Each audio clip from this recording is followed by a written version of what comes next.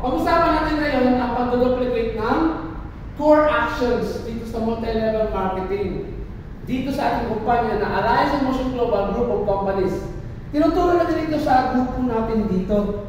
May tinuturo ang main office at nakikinig tayo doon, sumasali tayo sa mga training sila. Pero dito sa grupo natin, meron din tayong detalyado na mga pagtuturo ng duplication. At ito yung detalyado pagtuturo namin dito sa grupo natin.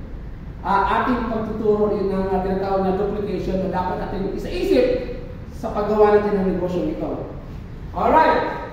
So, again, sinabi mo kanina na dinuduplicate as core actions yung paggamit ng produkto, ang pag-share ng products, dapat lahat tayo nag-share ng products, gumagamit din. Then, in-sponsor natin ng iba para magkaroon sila ng business opportunity. At ang sunod, we train new team members to do the same. So, dapat tinuturo talaga natin na gawin din nila ang ginagawa natin. Duplication ng core actions. Ngayon, pangalawa, duplication of system and tools. So, dito, dapat natin i-duplicate yung tinatawag na standardized training modules and methods. Dapat meron tayong sariling module talaga at saka method sa grupo natin. Kasi marami naman grupo dito sa kumpanya natin, iba-ibang modules din sila. Pero ang module kasi dapat mag-coincide sa bawat isa sa atin. Anong klase ng grupo, anong tao ang nandito, di ba? So, meron tayong modules na gano'n. So, dapat may maduplicate tayong system and tools, focusing on standardized training modules and methods. Then ano pa? Templates for marketing materials and social media posts. Kung meron tayong mga script, mga handling objections ng mga concept, so dapat magawa ng bawat isa yun para mag-duplicate siya. Then, may tinatawag tayong dapat i-duplicate na clear, step-by-step system for prospecting, recruiting, and closing sales. So, dapat meron tayong ganun na pinag-aaralan dito kasi part siya ng pag-duplicate ng system and tools. Then, punta tayo sa duplication of positive culture. Ang kultura naman ng grupo natin. Kaya bawat grupo may kanya-kanyang kultura, di ba? Dito sa grupo natin may kultura din tayo na naaayon sa kagustuhan natin. Ang una natin i-duplicate dito yung tawag na fostering a welcoming and supportive environment. Kailangan bawat isa sa atin, we welcome each one. Then, pangalawa, providing recognition for both efforts and results. Kaya darating panahon, magbibigay din tayo ng mga rewards sa ating mga downlines.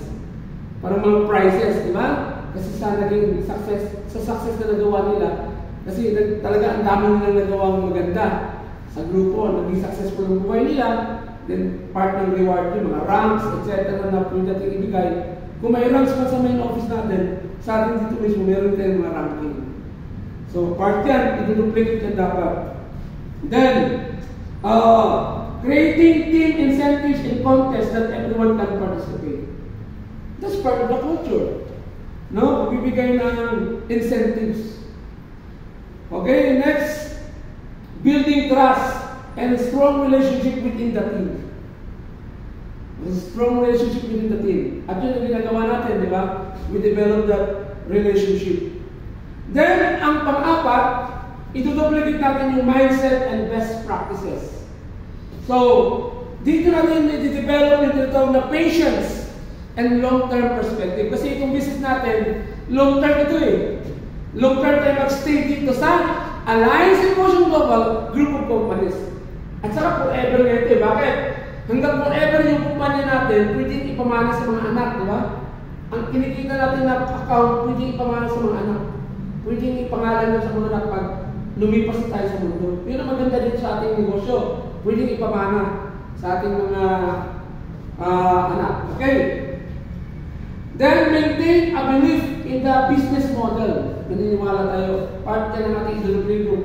Paniniwala sa business model natin na multi-level marketing na pwede tayo magkaroon ng leverage income dito.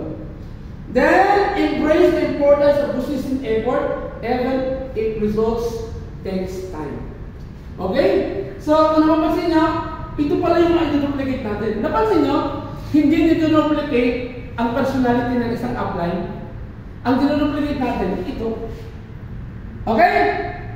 Sa susunod, pag-aralan naman natin ang leverage.